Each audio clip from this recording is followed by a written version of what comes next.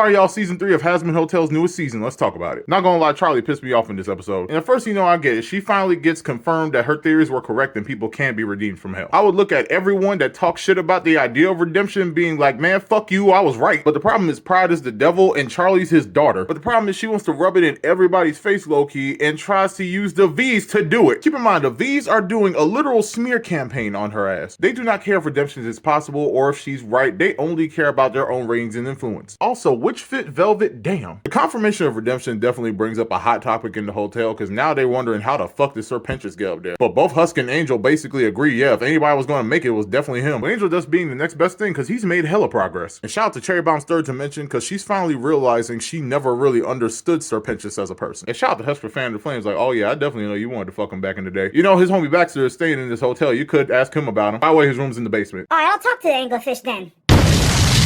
Fuck yeah!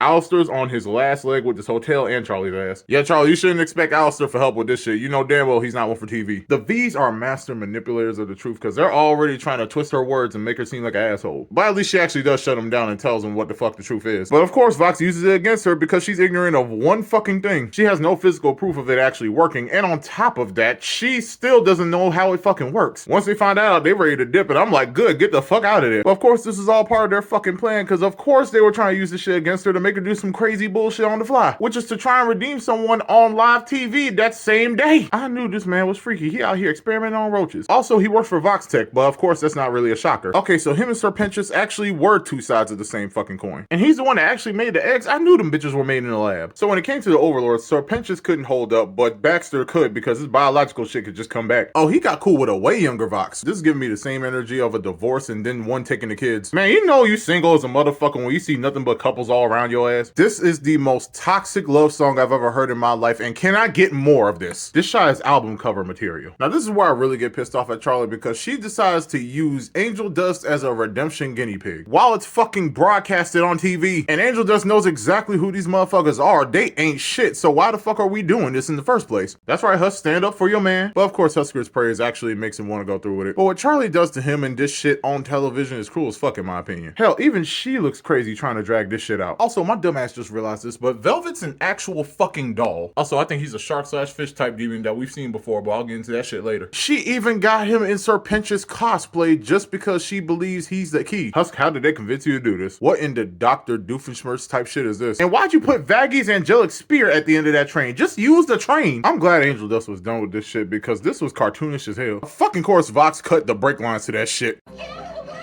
Oh yeah, sure thing. Except you tied me to the fucking truck.